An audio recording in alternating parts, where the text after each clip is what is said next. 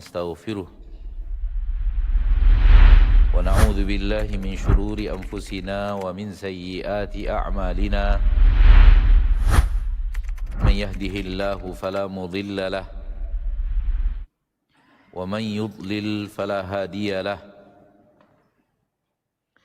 أشهد أن لا إله إلا الله وحده لا شريك له وأشهد أن محمدا عبده ورسوله صلى الله عليه وعلى آله وأصحابه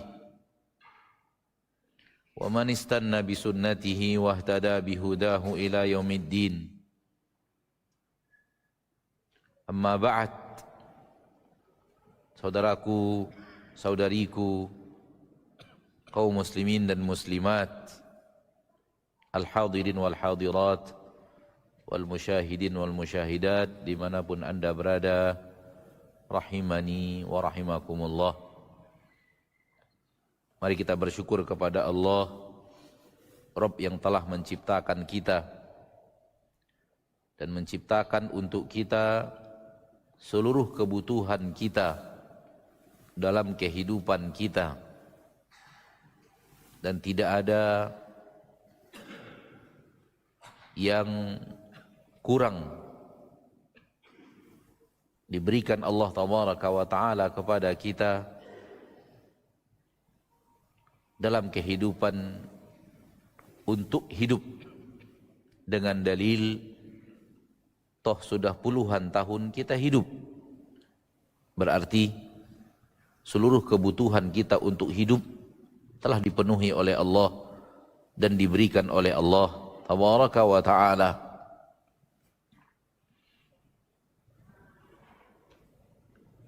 Hindari rasa atau pandangan bahwa keinginan kita di dalam hidup adalah kebutuhan hidup.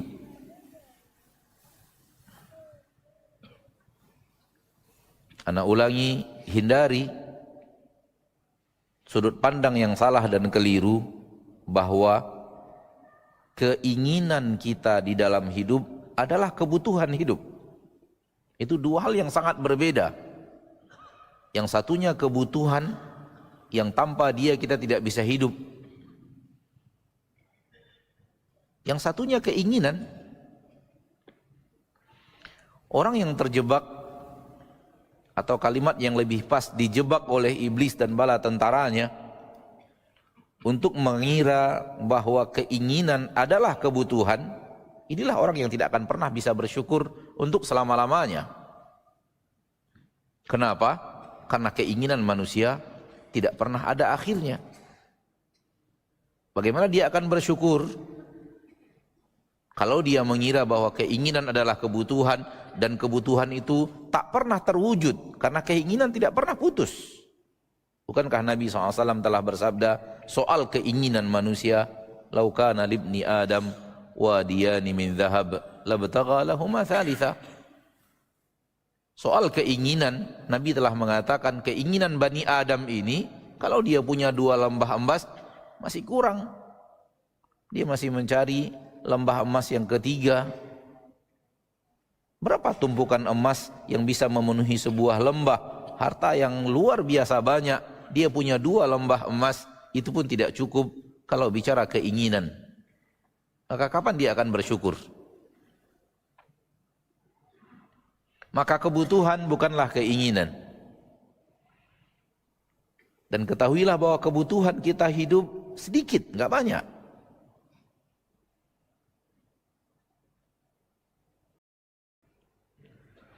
Dan semuanya telah dipenuhi oleh Allah tabaraka wa ta'ala yang maha pengasih dan penyayang kepada kita, Rabbul Izzati wal Jalalah. Salawat dan salam kepada Nabi kita tercinta, Rasul kita yang mulia, suri tauladan kita, Nabi Muhammad bin Abdullah sallallahu alaihi wasallam, sebaik-baik manusia yang pernah menginjakkan kaki di permukaan bumi. Tak ada yang lebih baik daripada beliau. Sayyidul Anbiya'i wal Mursalin, yang paling mulia dari seluruh para nabi dan para rasul yang diutus oleh Allah Rabbul Izzati wal Jalalah. Dan kita berbahagia, bergembira, bahagia dan gembira yang tidak sombong bahwa kita adalah umat Nabi Muhammad sallallahu alaihi wasallam. Kita dijadikan umat dari Nabi yang beliau adalah pemimpin para nabi dan para rasul, penghulu para nabi dan para rasul, sayyidul anbiya'i wal mursalina sallallahu alaihi wasallam. Akan tetapi ingat bahwa nabi kita tercinta sallallahu alaihi wasallam memiliki dua sisi. Pertama, sisi beliau sebagai seorang manusia. Maka beliau adalah manusia biasa. Allah perintahkan Nabi mengatakan kepada kita di dalam Al-Quran, Qul innama ana basyarun mithlukum. Di dalam surah Al-Kahfi, di akhir surah Al-Kahfi. Katakan kepada mereka, katakan kepada umatmu wahai Muhammad, katakan kepada hamba-hamba Allah, innama ana basyarun mithlukum. Sesungguhnya kalau dari sisi manusia, saya manusia seperti kalian. Saya manusia seperti kalian, manusia seperti kalian. Ini sisi pertama, bahwa beliau adalah seorang manusia seperti kita. Sisi yang kedua, risalah yang beliau bawa, syariat Allah yang beliau dakwahkan, agama yang beliau sampaikan kepada manusia sebagai utusan Allah. Ini sisi kedua dari Nabi kita tercinta Muhammad sallallahu alaihi wasallam, juga disebut dalam ayat itu. Qul innama ana basyarum mithlukum, lanjutkan, yuha ilayya. Ini sisi yang kedua dari sisi Nabi kita Muhammad sallallahu alaihi wasallam. Katakan kepada mereka bahwa saya manusia seperti kalian, namun saya diberi wahyu oleh Allah. Saya diberi risalah oleh Allah. Saya diperintahkan Allah untuk menyampaikan sesuatu dari Allah, Rabbul Izzati wal Jalalah. Yang ingin ana tekankan pada awal kalimat ini adalah hati-hati terjebak dengan mencintai Rasul sebagai manusia tanpa mengikuti syariatnya. Mencintai Rasul secara wujud manusianya dan mengabaikan syariatnya. Rasul adalah manusia mulia tanpa ada sedikit pun keraguan.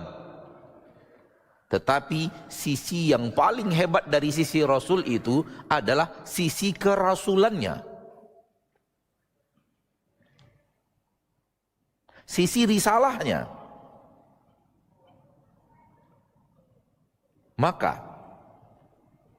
kecintaan kepada Rasul sallallahu alaihi wasallam tanpa mengikuti sisi risalah ini diklaim oleh Allah di dalam Al-Qur'an kecintaan palsu. Dan ke dalam kecintaan palsu inilah syaitan akan menyeret kita yang beriman kepada Nabi Muhammad sallallahu alaihi wasallam. Syaitan tidak akan tinggal diam. Mendengar kita mengucapkan asyhadu an la ilaha illallah wa asyhadu anna Muhammadar Rasulullah, syaitan tidak akan tinggal diam. Kita yang sepakat secara lisan mengatakan kita mencintai Nabi Muhammad SAW, syaitan tidak akan tinggal diam. Jangan kira ketika kita mengatakan asyhadu an la ilaha illallah wa asyhadu anna Muhammadar Rasulullah, syaitan takut mendekat. Hasya wa kalla, enggak akan. Sekiranya para nabi dan para rasul saja yang mereka adalah pembawa risalah, didekati oleh iblis dan syaitan. Bagaimana dengan kita yang umatnya?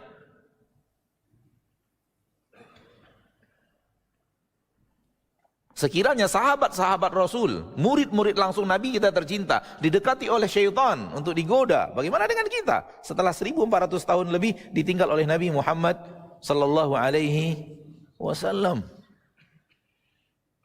Masyarakat yang di dalamnya ada Khulafaur Rasyidin, yang salah satu di antaranya adalah Umar, yang syaitan takut kepadanya, digoda oleh iblis dan bala tentaranya. Bagaimana dengan kita?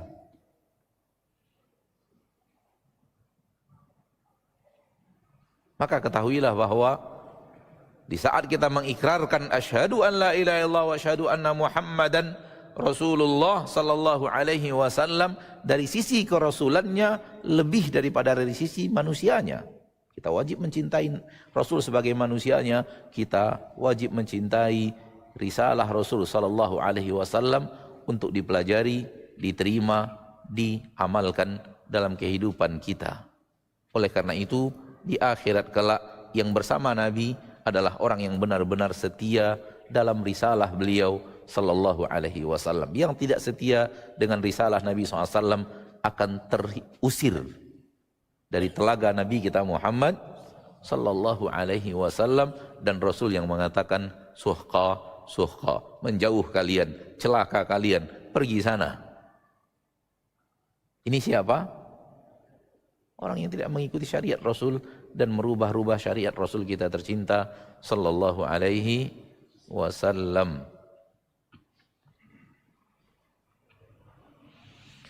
Ma'asyiral muslimin, ma'asyiral muslimat, pada kesempatan yang berbahagia ini kita diminta untuk berbicara amal-amal yang afdal di bulan Ramadan. Karena Ramadan sudah diambang pintu dan kita meminta kepada Allah dan berdoa kepada Allah agar Allah tabaraka wa taala memanjangkan usia kita untuk bertemu dengan bulan Ramadan, sembari kita berdoa kepada Allah agar kita diberikan taufik untuk bisa beribadah kepada Allah maksimal di bulan Ramadan. Malam tadi kita banyak berbicara tentang satu sisi penting daripada berhadapan dengan Ramadan. Tidak perlu kita ulang panjang lebar, namun rasanya perlu juga untuk disampaikan secara singkat. Bahwa ketika kita bertemu dengan Ramadan, ada dua semangat yang harus kita tumbuhkan. Semangat pertama, ini yang paling banyak orang bicarakan. Ini yang paling banyak ada di atas mimbar dan pedium. Ini yang paling banyak disampaikan, yaitu semangat memperbanyak ibadah dan ketaatan. Adapun yang kedua, yang jarang dibicarakan dan terkadang luput dari bahasan, sehingga perlu rasanya untuk diingatkan diri sendiri dan kita semuanya. Semangat yang kedua di bulan Ramadan adalah semangat meninggalkan yang dilarang. Dan dua semangat ini hendaknya berjalan seimbang dan tidak pincang. Karena kalau dia pincang, bisa saja ibadah yang sudah semangat, pahalanya tidak ada. Terbukti Rasulullah SAW mengatakan dalam hadis yang sangat masyhur, yang artinya boleh jadi ada orang yang berpuasa tidak dapat apa-apa kecuali haus dan lapar. Why? Kenapa? Karena dia tidak berhenti dari maksiatnya. Akhi fiddin, ukhti fiddin, bulan puasa adalah bulan mendekat kepada Allah. Oleh karena itu, ayat tentang Allah dekat, Allah letakkan di ayat-ayat puasa. Bukankah ayat yang sangat masyhur dari puasa ada di dalam surat Al-Baqarah? Dimulai dari ayat ya ayyuhalladzina amanu kutiba alaikumus siyamu kama kutiba alal ladzina min qablikum, berakhir dengan ayat uhilla lakum lailatas siyamir rafathu ila nisaikum sampai la'allahum yattaqun. Itu semuanya ayat puasa, ayat Ramadan. Di tengah-tengahnya tak berhubungan dengan puasa, namun berhubungan dengan wa idza sa'alaka ibadi anni fa inni qaribun ujibu da'watad da'i idza da'ani falyastajibu li wal yu'minu bi la'allahum yarshudun. Ayat ini berbicara tentang Allah itu dekat. Kenapa diletakkan ayat ini di antara ayat puasa, di antara ayat Ramadan? Karena memang Ramadan adalah bulan spesial mendekat kepada Allah. Bulan musim yang sangat hebat Allah peruntukkan kepada umat Nabi Muhammad yang secara usia singkat dan secara fisik lemah dibanding umat terdahulu. Namun Allah memberikan berkah kepada mereka dari sisi waktu dan kemuliaan waktu yang dengannya mereka bisa mengejar amalan umat terdahulu walau di usia mereka yang sangat singkat. Umat terdahulu usia mereka 1000 tahun. Nabi Nuh dikatakan oleh Allah di dalam Al-Quran, falabitha fi qaumihi alfa sanatin illa khamsina ama. Nuh itu ada di tengah-tengah kaumnya, berdakwah kepada kaumnya 1000 tahun kecuali 50. Berarti 950 tahun. Ulama pun berbeda pendapat, 950 tahun ini usia total usia Nabi Nuh atau usia dakwah. Dan pendapat yang paling kuat adalah usia dakwah. Berarti usia Nabi Nuh lebih daripada itu. Itu usia dakwah. Karena Allah berbicara tentang Nabi Nuh kepada kaumnya. Falabitha fi qaumihi. Nabi Nuh itu ada di tengah-tengah kaumnya. Bicara dakwah ini. 950 tahun Nabi Nuh berdakwah. Usia beliau lebih daripada itu. Dan orang yang beriman kepada Nabi Nuh, sekian ratus tahun juga mereka beribadah. Sementara umat Nabi Muhammad, a'maru ummati ma baina sittina ila sab'in. Umur umatku rentang mayoritasnya adalah antara 60 sampai 70 tahun. Namun ternyata di akhirat usia yang singkat ini mampu mengejar amalan usia yang panjang. Disebabkan keberkahan waktu yang diberikan Allah Tabaraka wa Ta'ala kepada umat akhir zaman yang tidak diberikan kepada umat awal zaman. Ala kulli hal, kita tidak ingin berpanjang-panjang karena masalah ini bisa menyeret kita kepada pembicaraan-pembicaraan yang lain. Kita fokus kepada yang tadi.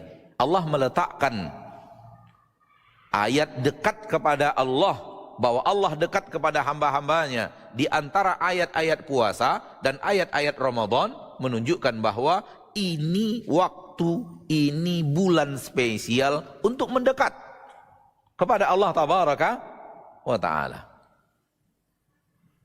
Lalu kemudian maksiat adalah aksi menjauh. Maksiat adalah aksi menjauh.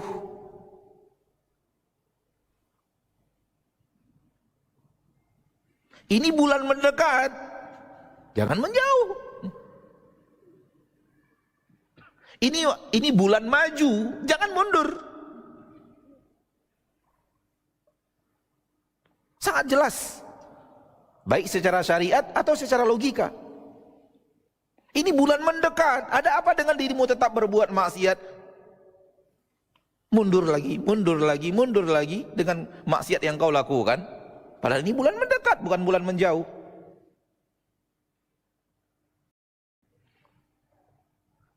Maka kita tidak ingin berpanjang-panjang karena yang hadir tadi malam ada lebih 1 jam, hampir 1,5 jam kita berbicara soal poin di titik yang itu saja. Bahwa bulan Ramadan timbulkan semangat untuk menghindar dari maksiat. Karena bulan Ramadan bulan mendekat, bukan bulan menjauh. Oleh karena itu sampai Nabi kita mengatakan, kalau ada orang yang mencaci dirimu jangan balas.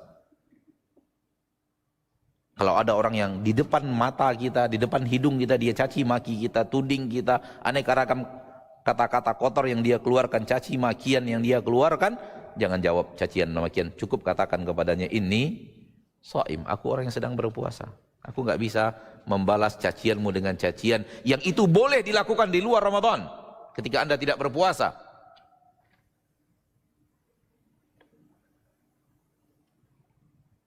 Wa jazaa'u sayyi'atin sayyi'atun mithluha. Apabila ada orang berbuat buruk kepadamu, boleh dibalas dengan keburukan yang sama.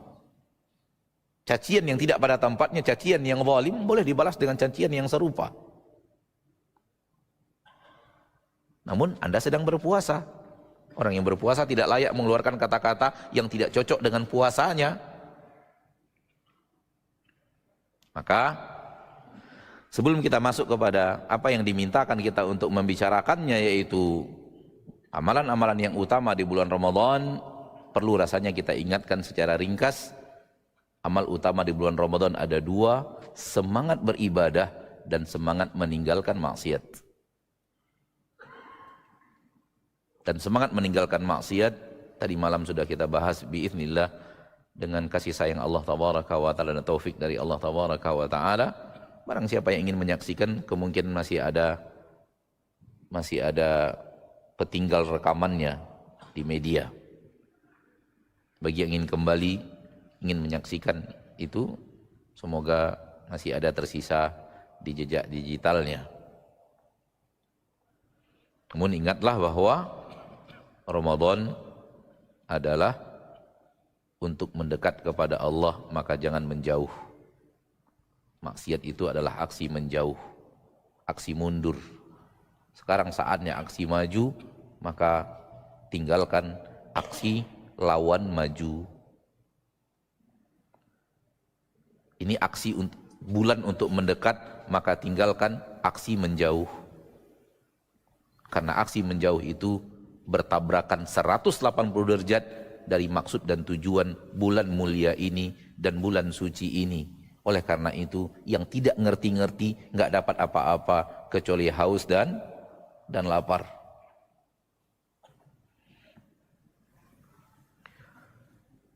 Semoga bermanfaat.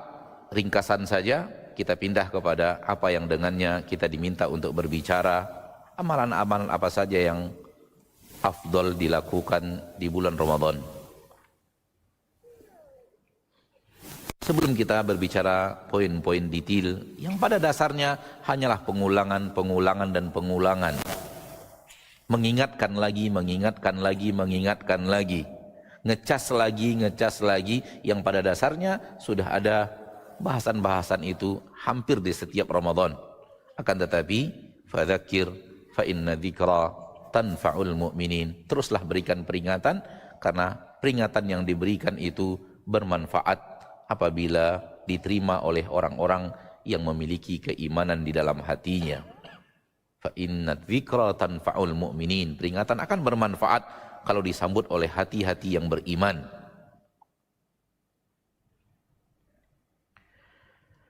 Sebelum kita bicara detail beberapa poin yang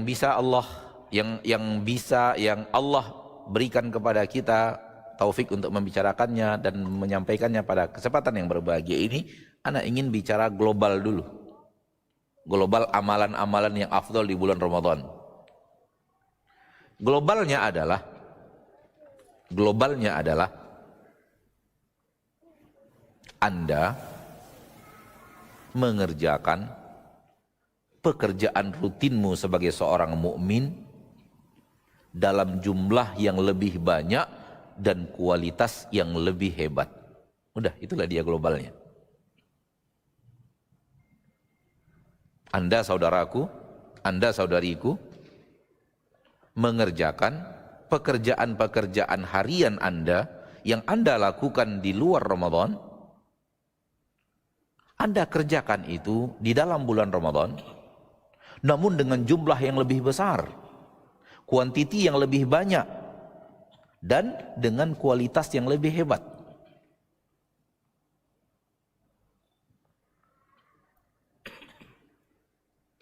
Itulah globalnya.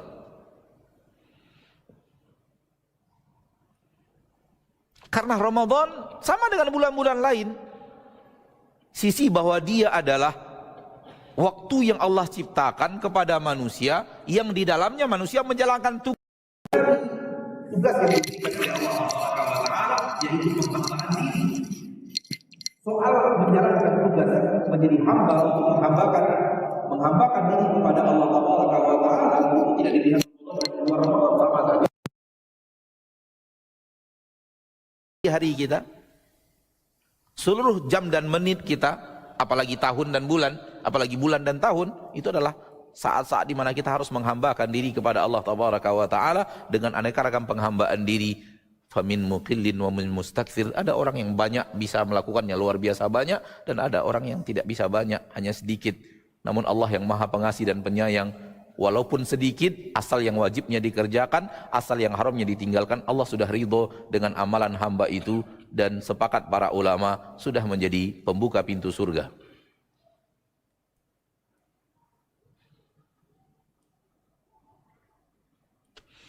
Hal yang sangat keliru, menjadi orang yang beriman hanya di bulan Ramadan. Rob yang Anda ibadati di bulan Ramadan, dia Rob yang sama di luar Ramadan. Kenapa berbeda? Masjid yang Anda datangi di bulan Ramadan, dialah masjid yang sama di luar Ramadan. Al-Quran yang Anda pegang di bulan Ramadan, dia Al-Quran yang sama di luar Ramadan. Hukum halal dan haram yang Anda lakukan di dalam bulan Ramadan, dia hukum yang sama di luar Ramadan. Namun bulan Ramadan, bulan spesial dalam kualitas dan kuantitas. Selesai.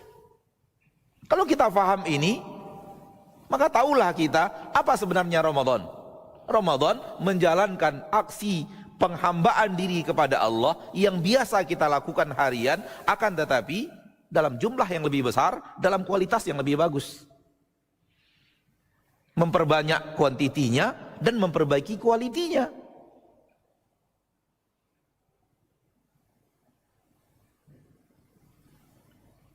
Seorang mukmin, bukankah setiap hari dia sholat fardu di luar Ramadan? Hal yang sama di bulan Ramadan. Namun ini bulan Ramadan, ini bulan spesial. Jangan sholat fardunya masih sholat seperti sholat fardu yang lainnya. Datanglah dalam waktu yang lebih panjang, sehingga secara kuantiti lebih bagus. Kalau biasanya nunggu dulu, hayya 'alas shalah, hayya 'alal falah, qad qamatis shalah, qad qamatis shalah, baru jalan ke masjid. Rasa-rasa bangga gitu ya Pak ya, Bu ya. Kalau masuk masjid itu Allahu Akbar, imam Allahu Akbar, ruku. Dapat rakaat pertama nggak masbuk gitu. Rasa-rasa bangga ada gitu. Wah enak ini sholat kayak gini. Ramadan jangan gitu dong. Ini Ramadan ini, bulan mendekat, bulan spesial. Perbaiki kuantiti waktunya. Datanglah sebelum azan berkumandang, lakukan aneka ragam ketaatan, lakukan aneka persiapan, dan berusaha sholat dalam quality yang lebih dalam kualitas yang lebih bagus di dalam sholat kita. Ini secara contoh bahwa amalan harian, amalan lain di bulan Ramadan, di luar Ramadan, maaf. Bukankah di luar Ramadan kita juga berpuasa?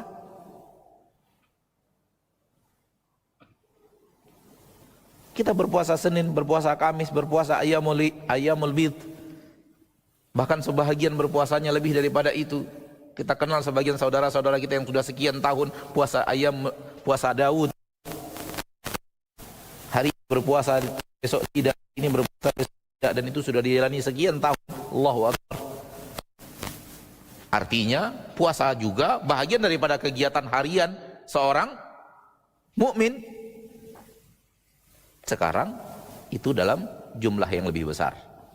Di luar Ramadan haram setiap hari, nggak boleh. Nggak boleh. Nggak boleh dalam agama kita. Barang siapa yang puasa setiap hari, dia bukan taat kepada Rabbnya, bahkan durhaka kepada Rabbnya. Nggak boleh. Kuantiti yang paling hebat adalah hari ini berpuasa, besok tidak, hari ini berpuasa, besok tidak. Nggak boleh lebih kata Nabi. Nggak ada kata lebih. Nggak boleh lebih. Namun di bulan Ramadan beda. Tiap hari. Bahkan kalau nggak tiap hari maksiat. Yang di luar Ramadan tiap hari jadi maksiat. Di luar Ramadan tiap hari jadi maksiat. Di dalam bulan Ramadan Kalau tidak, tiap hari jadi maksiat. Secara kuantiti beda, lebih. Secara kualitas, ayo tingkatkan lagi puasanya. Ayo tingkatkan lagi kualitas puasanya. Kualitas imannya, kualitas berharap pahalanya, kualitas mengaduk Ramadan itu dengan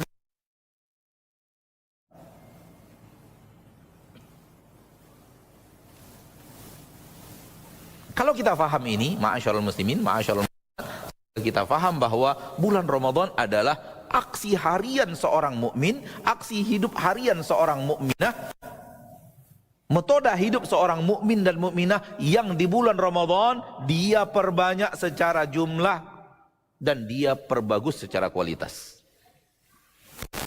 Dia banyak secara kuantitas, dia perbagus secara kualitas.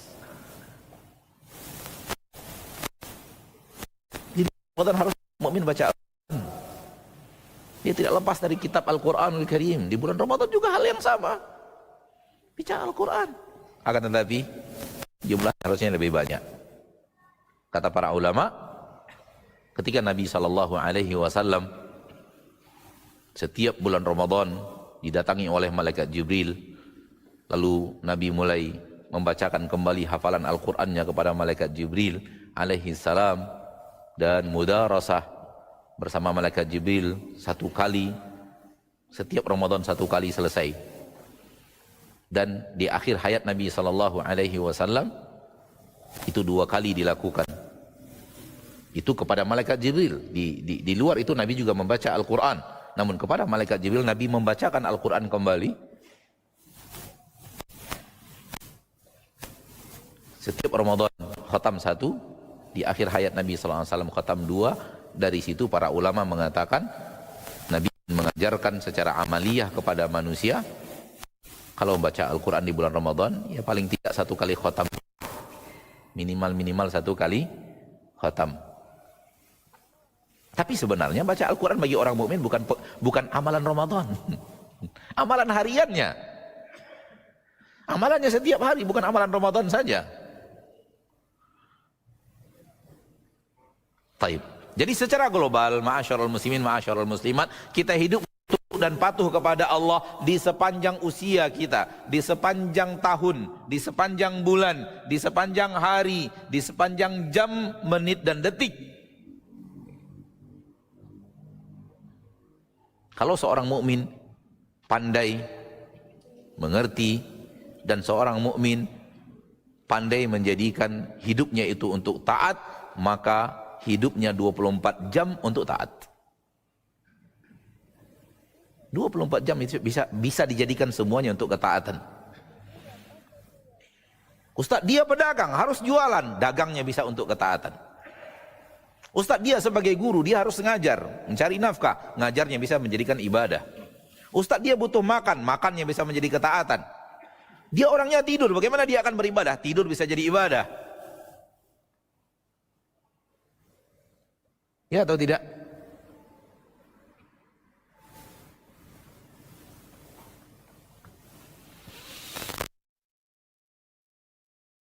Di sini anak mengingatkan diri sendiri, dan di sini ingin saudariku pada kesempatan yang berbahagia ini, di pertemuan yang semoga diridhoi dan dicintai oleh Allah di salah satu tempat terbaik di permukaan bumi, yaitu masjid. Sesuatu yang kita lakukan di dunia, yang apabila yang kita lakukan itu akan kita bawa mati, akan kita bawa ke alam akhirat. Itulah tujuan Allah menciptakan kita di permukaan bumi. Itulah tujuan Allah menciptakan kita di permukaan bumi. Sesuatu yang kita lakukan di permukaan bumi ini, yang amalan itu tidak habis dengan habisnya dunia. Tidak hancur dengan hancur dunia. Tidak dengan berhentinya usia. Namun apa yang kita lakukan di permukaan bumi, yang apabila berhenti dengan berhentinya usia kita di permukaan bumi, itu bukan tujuan penciptaan. Itu hanya kebutuhan ringan untuk hidup. Maka jangan salah pasang. Karena di zaman sekarang alangkah banyaknya manusia yang terbalik. Justru pekerjaannya yang akan berakhir dengan berakhirnya usianya di permukaan bumi, dianggap itulah tujuan utama hidup, dan dia kejar, tinggal akhirnya amalan yang harusnya dia kerjakan, yang akan dia bawa mati, terlalaikan, terkesampingkan, dan dikerjakan dengan asal-asalan di sisa waktu yang ada, di sisa usia yang ada, di sisa tenaga yang ada, di sisa uang dan pasar. Padahal apa yang dia lakukan dalam urusan dunia ini berakhir dengan dunianya. Dunianya berakhir itu nggak akan dia bawa sampai ke akhirat. Camkan ini baik-baik. Tugas utama kita hidup di permukaan bumi adalah melakukan amalan yang dia bisa kita bawa ke akhirat. Adapun yang berhenti dengan berhentinya usia atau berhenti dengan berhentinya umur dunia, itu hanya apa ya? Gimana kita mengatakannya? Dalam bahasa agama, jangan lupakan saja. Jangan diabaikan. Tak boleh dilupakan. Tapi bukan menjadi target utama hidup. Jangan kebalik.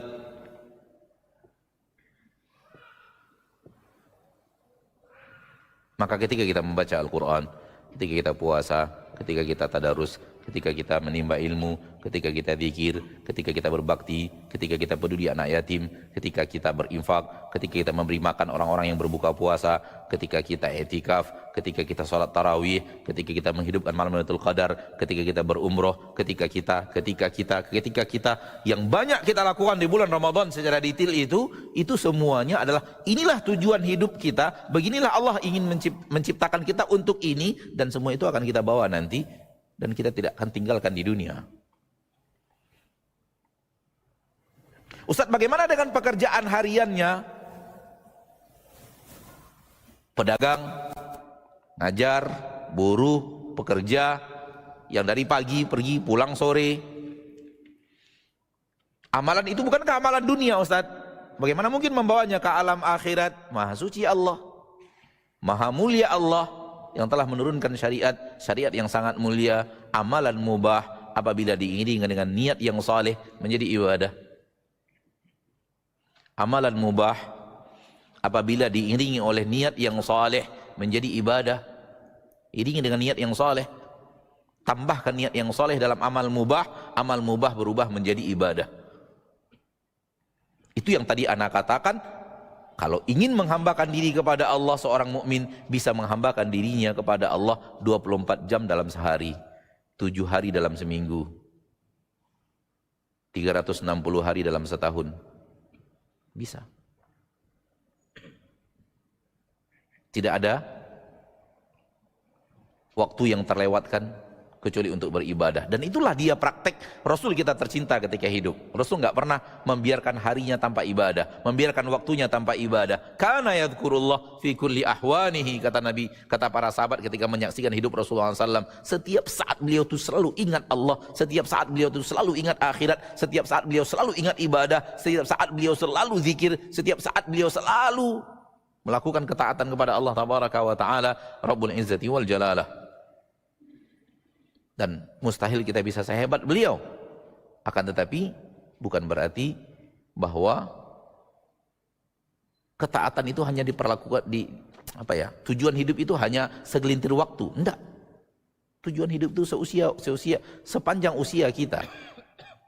Namun Maha Suci Allah, Maha Pengasih dan Penyayang Allah yang ridho dengan sedikit. Yang ridho dengan sedikit. Ikhwani fiddin, kalau bicara tentang detail aneka ragam ketaatan, ana rasa antum sudah mahir. Karena ketaatan di bulan Ramadan berulang lagi setiap tahun, berulang lagi setiap tahun, berulang lagi setiap tahun. Ada dua hal yang sangat spesial di dalamnya, yaitu siam dan qiyam. Di dalamnya masing-masing ada janji dari Allah Tabaraka wa Ta'ala melalui lisan Nabi SAW, penghapus dosa dan kesalahan. Siamnya ada janji penghapus dosa dan kesalahan. Qiyamnya ada janji penghapus dosa dan kesalahan. Kalau itu dilakukan, ada dua janji dari Allah Tabaraka wa Ta'ala melalui lisan Nabi kita tercinta sallallahu alaihi wasallam, penghapus dosa dan kesalahan. Ditambah yang ketiga, qiyam malam Lailatul Qadar. Itu juga hadis khusus dari Nabi SAW, man qama Lailatul Qadar, barang siapa yang qiyam di malam hari Ramadan, malam Lailatul Qadarnya. Tidak tahu kapan malam Lailatul Qadar, namun barang siapa yang qiyam di malam Lailatul Qadar, ghufira lahu ma taqaddama min dzambi. Berarti ada tiga janji penghapusan dosa. Hasil akhirnya apa? Wulida kayaumi waladathu ummu. Pada hari dia keluar dari bulan Ramadan, bagaikan hari di mana dia dilahirkan dari rahim ibunya. Dan tadi malam sudah kita katakan, hari dilahirkan dari rahim ibunya dari satu sisi, tidak dari sisi yang lain. Karena bayi yang dilahirkan dari rahim ibunya tidak berdosa plus tidak berpahala. Namun yang diinginkan oleh Nabi SAW, hari di mana Anda dilahirkan seperti Anda dilahirkan dari sisi saja, sisi tidak berdosa. Kenapa? Janjian pengampunan, janjian pengampunan, janjian pengampunan yang dikejar oleh seorang mukmin di dalam bulan Ramadan. Dengan apa dia mengejarnya? Dengan yang tadi. Dengan memperbanyak dan memperbagus ketaatannya kepada Rabbnya Tabaraka wa Ta'ala, Rabbul Izzati wal Jalalah. Maka puasa dan qiyam adalah dua aktivitas utama di bulan Ramadan. Amalan-amalan afdal di bulan Ramadan yang paling utama adalah siangnya dengan siam dan malamnya dengan qiyam. Namun kita ingatkan lagi bahwa siam orang yang beriman, bukan siamnya pelaku maksiat. Karena pelaku maksiat berarti bukan orang yang beriman yang sedang berpuasa. Oleh karena itu yang dipanggil oleh Allah di dalam Al-Quran, ya ayyuhalladzina amanu.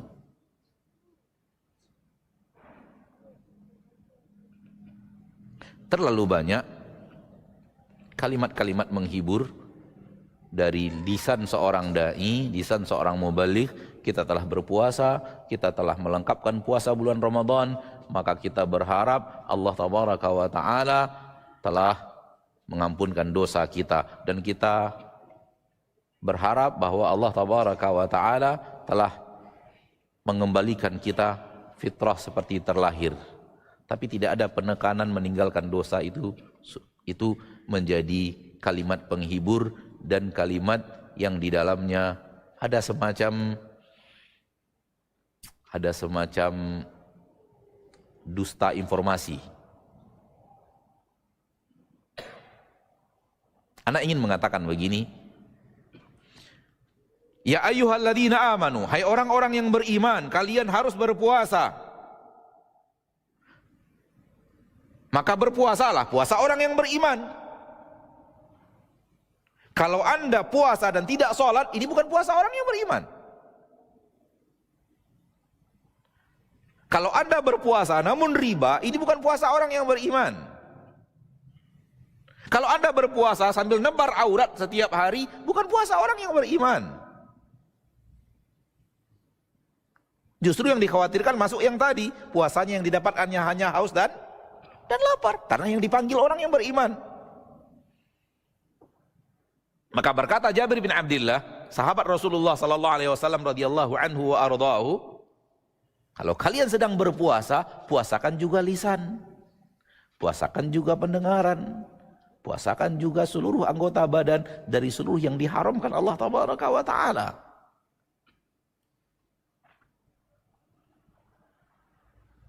Maka lakukan puasa siam, keutamaan siam di bulan Ramadan, dan ini puasa ini bukan hanya untuk umat Nabi Muhammad, umat-umat nabi-nabi sebelum kita disuruh Allah berpuasa. Oleh karena itu Allah mengatakan kama kutiba 'alal ladzina min qablikum, sebagaimana yang telah diwajibkan juga kepada umat-umat sebelum kalian. Maka puasa adalah sesuatu yang diwajibkan Allah secara syariat kepada seluruh manusia, termasuk umat Nabi Muhammad dan umat-umat nabi-nabi dan rasul-rasul sebelum Nabi Muhammad sallallahu alaihi wasallam. Tentunya amalan yang utama di bulan Ramadan adalah i'tikaf. Dan i'tikaf adalah amalan harian seorang mukmin, yaitu dia betah berada di masjid. Namun secara amalan di bulan Ramadan menjadi sesuatu yang kuantitinya lebih dengan kualitas yang lebih. Tapi itu amalan harian seorang mukmin. Seorang mukmin itu tempat yang paling membuat dia nyaman dan tenang adalah masjid dalam aktivitasnya. Itulah tempat yang paling damai bagi seorang mukmin dalam kegiatan hariannya.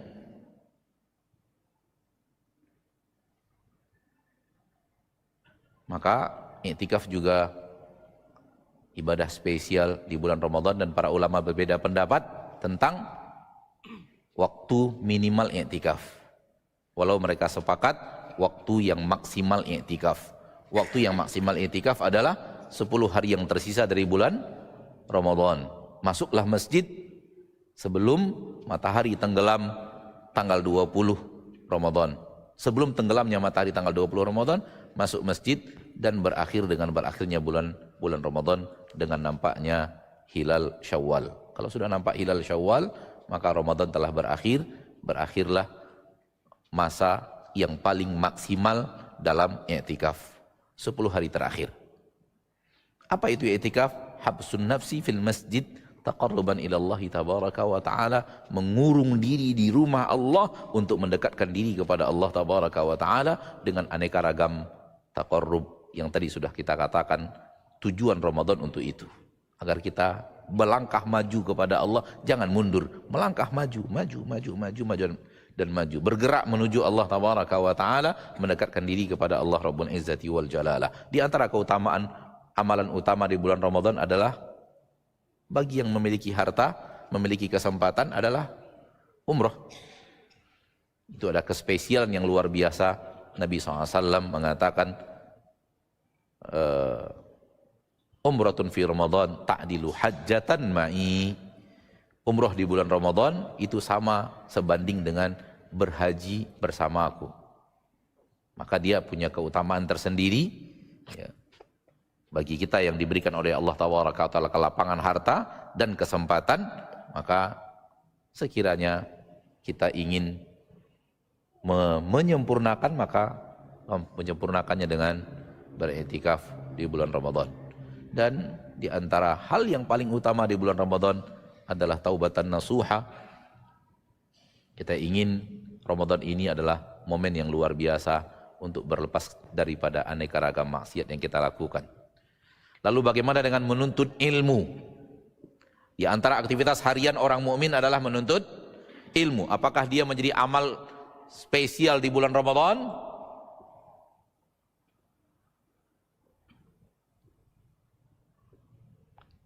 Ma'asyiral muslimin, apabila kita melihat generasi umat Islam pertama, maka mereka meninggalkan menuntut ilmu di bulan Ramadan untuk fokus ibadah individu. Para ulama terdahulu meninggalkan majelis ilmu untuk fokus ibadah pribadi. Itu yang kita tahu. Itu yang kita tahu. Izinkan ana mengatakan bahwa menimba ilmu yang sifatnya majelis taklim, ana tidak bicara menimba ilmu dalam arti kata murajaah ilmu, murajaah individu yang kita lakukan dalam mendekatkan diri kepada Allah, itu kegiatan harian yang juga di bulan Ramadan. Yang ana maksud majelis taklimnya, majelis taklim Ramadan. Kita juga hari-harian kita majelis taklim. Di Ramadan bagaimana dengan majelis taklim? Ulama terdahulu, generasi manusia terdahulu, para sahabat, para tabi'in, para atba'ut tabi'in, mereka meninggalkan majelis taklim di bulan Ramadan untuk fokus ibadah individu. Maka kita sekarang Ana ingin mengatakan kita sekarang melakukan yang kurang mafdul.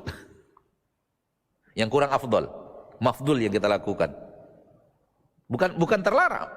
Na'udzubillah, tidak terlarang, bukan hal yang salah. Akan tetapi realita dalam kehidupan generasi pertama, justru para ulama itu meninggalkan majelis taklim untuk sibuk ibadah individu kepada Allah Tabaraka wa Ta'ala.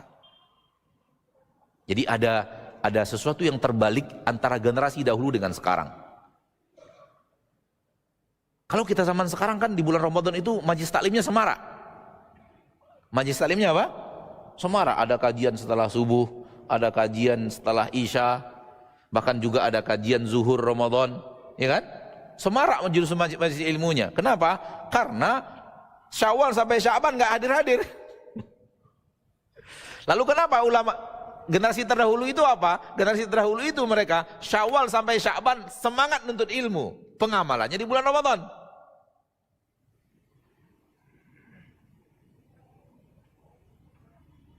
Ini dua hal yang bertolak belakang. Kita tidak mengatakan tidak boleh, kita tidak mengatakannya tak bagus, tapi kita kan berbicara yang afdol. Amalan-amalan afdol di bulan Ramadan. Maka terlihat dari generasi terdahulu afdolnya meninggalkan majelis taklim untuk fokus ibadah individu. Fokus taat individu kepada Allah Tabaraka wa Ta'ala Rabbul Izzati wal Jalal. Kenapa? 11 bulan yang lalu masyhun telah dicas ilmunya selama 11 bulan. Karena 11 bulan mereka menimba ilmu, 11 bulan mereka mengajar, 11 bulan umat datang bertanya, 11 bulan yang hadir di majelis taklim 5.000, 6.000 orang setiap hari. Jadi umat Islam yang rajin menimba ilmu 11 bulan, masuk bulan Ramadan, bulan amal. Bulan mempraktekkan ilmu. Sementara generasi kita sekarang datang ke masjidnya di bulan Ramadan. Kesempatan memberikan ilmu. Kesempatan memberikan ilmu, kesempatan memberikan taujih, kesempatan memberikan irsyad, kesempatan memberikan tazkir. Kenapa? Umat berbondong-bondongnya ke masjid hanya di bulan Ramadan. Itu pun di ujung-ujung Ramadan sudah mulai hilang. Maka kesempatan ini diambil oleh para dai, para ustadz untuk memperbanyak tausiah, memperbanyak tazkir. Kenapa? Karena di luar Ramadan umat tidak semangatnya ke masjid tidak seperti semangatnya di bulan Ramadan. Umat telah berubah. Maka sekiranya kita bisa, sekiranya kita mampu, sekiranya kita bisa melakukan seperti umat terdahulu, itu yang paling afdol. 11 bulan nuntut ilmu, 11 bulan semangat majelis taklim. Bulan Ramadan tinggalkan, fokus ibadah pribadi, fokus ibadah individu, khusus mengurung diri untuk ketaatan. Di antara kemuliaan amal-amalan mulia di bulan Ramadan adalah Al-Quran, membaca Al-Quran seperti yang tadi kita katakan sudah. Di antara keutamaan di bulan Ramadan adalah bersedekah. Rasulullah SAW disebutkan oleh para sahabat ajwadan nas, beliau adalah manusia yang paling dermawan.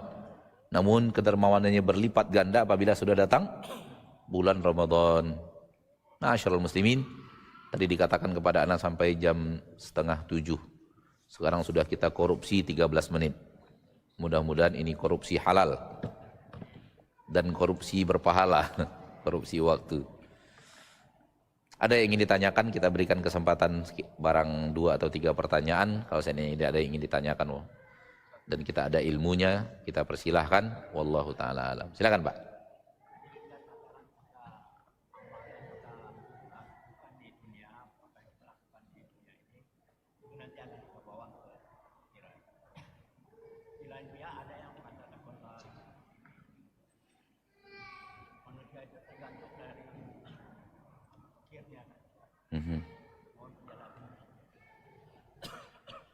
Tadi Ustadz mengatakan Maksud dan tujuan Allah menciptakan kita adalah melakukan ketaatan dan ibadah. Dan manusia itu harus perhatikan, itulah tujuan dia diciptakan. Dia beribadah, itu yang tadi Anda katakan. Apa itu? Singkatnya adalah amal-amal yang kita lakukan setiap hari, yang itu kita akan bawa ke akhirat. Itulah dia tugas utama kita hidup di permukaan bumi. Bukan melakukan amalan yang akan kita tinggalkan dengan kita meninggalkan bumi dengan wafat, atau bumi yang meninggalkan kita dengan kiamat. Bukan itu tugas utama kita hidup, namun harian. Lalu bagaimana dengan amal seorang manusia yang dilihat dari hasil akhir amal itu? Lalu bagaimana dengan itu, Ustadz? Tidak bertabrakan. Tidak bertabrakan. Seorang mukmin setiap hari dia beramal, istiqomah beramal, agar ketika kematian datang, dia dalam keadaan beramal.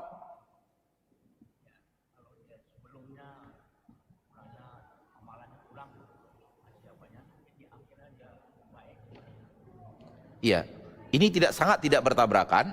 Amal harian adalah amal yang kemudian diharapkan ujungnya juga baik, karena kebiasaan harian seorang mukmin itulah yang akan biasanya membawa sisi akhir kehidupannya. Orang akan hidup dengan kebiasaan hariannya. Sebentar, Pak.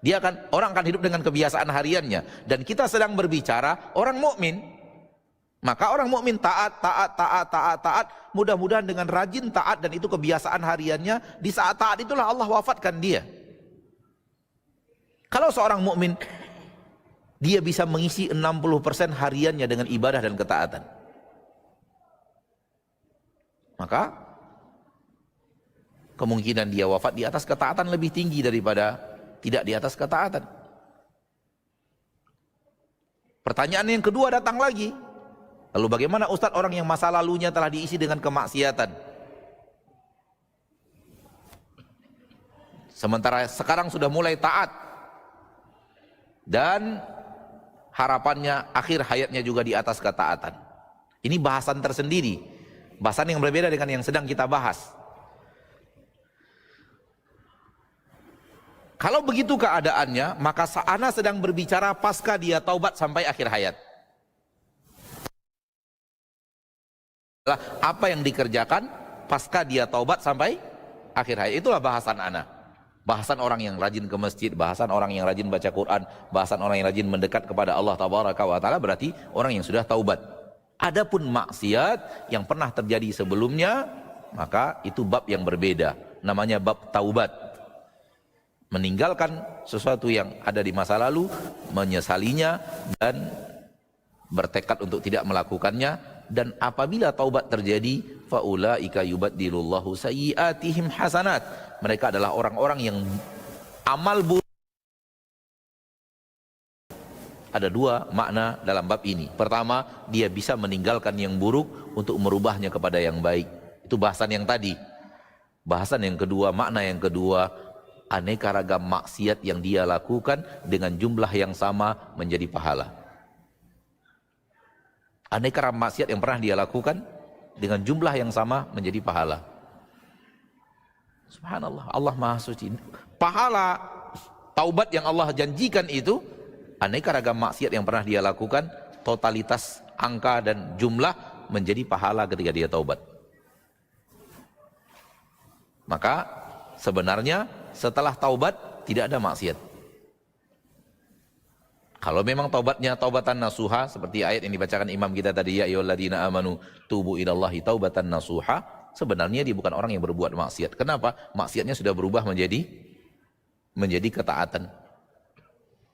Maksiatnya sudah berubah menjadi taatan. Oleh karena itu Nabi mengatakan, at-taibu minadz-dzambi kaman la dzambalah. Orang yang taubat dari berbuat dosa itu sama dengan orang yang tidak pernah berbuat dosa. Wallahu a'lam. Naam. Silakan. Assalamualaikum warahmatullahi wabarakatuh. Tadi ada menjelaskan di antara keutamaan amalan yang paling afdal itu i'tikaf. Kalau ada orang yang i'tikaf di sebuah masjid yang mana jumlah yang etikaf di sana cuma 2 orang atau 3 orang, dan mereka cukup mencari imam yang garin yang di sana sebagai imamnya gitu, untuk melaksanakan salat malam. Itu bagaimana hukumnya? Pertanyaan terakhir insyaallah pada kesempatan yang berbahagia ini, bagaimana kalau kita i'tikaf di tempat, di masjid yang tidak ada program i'tikaf? Pengurus masjidnya tidak melakukan program i'tikaf, namun kita i'tikaf di sana. Boleh atau tidak? Emang i'tikaf itu harus pakai program? Enggak. I'tikaf itu tidak harus program pengurus masjid. Jangan anggap i'tikaf itu adalah acara pengurus masjid. Enggak, beda. Walau Anda sendiri di masjid itu, walau tidak ada sholat berjamaah, sholat malam berjamaah, tidak ada di situ. Anda sholat malam sendirian, namun Anda mengurung diri di masjid, itu adalah i'tikaf. Jangan kira bahwa i'tikaf itu program acara masjid. Berarti kalau masjid yang ada pengurusnya mengadakan i'tikaf, dilayani orang yang i'tikaf, kemudian ada program sholat malam dan semacamnya, ya, maka itu yang dikatakan i'tikaf. Kalau orang yang di masjid dekat rumahnya nggak ada pengurus mengadakan itu, namun dia i'tikaf di masjid itu tidak disebut i'tikaf. Bukan, semuanya i'tikaf. Masuk ke masjid, mengurung diri di masjid 1 hari total, itu sudah i'tikaf. Yang paling sempurna 10 hari terakhir di bulan Ramadan, itu adalah i'tikaf. Maka tidak harus yang namanya i'tikaf itu program acara masjid. Program acara masjid itu adalah kelebihan saja dari pengurus yang mau melayani orang yang i'tikaf. Karena orang yang beriktikaf kan di masjid, maka pengurus yang menyiapkan makannya, pengurus yang menyiapkan sahurnya, pengurus yang menyiapkan beraneka ragam kebutuhan dan fasilitas orang yang beriktikaf, itu kebaikan di atas kebaikan dari pengurus masjid. Namun i'tikaf tidak berhubungan dengan program sebuah masjid. Sampai di sini pertemuan kita pada kesempatan yang berbahagia ini. Semoga Allah tabaraka wa taala Rabbul Izzati wal Jalalah menjadikan kita hamba-hambanya yang mengerti bagaimana hidup sehari-hari dan meningkatkan ketaatan itu dengan jumlah yang lebih besar, dengan kuantitas yang lebih banyak, dengan kualitas yang lebih bagus selama datangnya bulan spesial, musim ketaatan dan musim menghindar dari maksiat, bulan Ramadan. Semoga Allah memberikan kepada kita taufik untuk melakukan itu dan menerimanya dalam catatan amal yang diterima, pemberat amal timbangan yaumil mahsyar. Amin ya rabbal alamin. Subhanakallahumma wa bihamdik asyhadu an la ilaha illa anta astaghfiruka wa atubu ilaik. Walhamdulillahi rabbil alamin. Wassalamualaikum warahmatullahi wabarakatuh.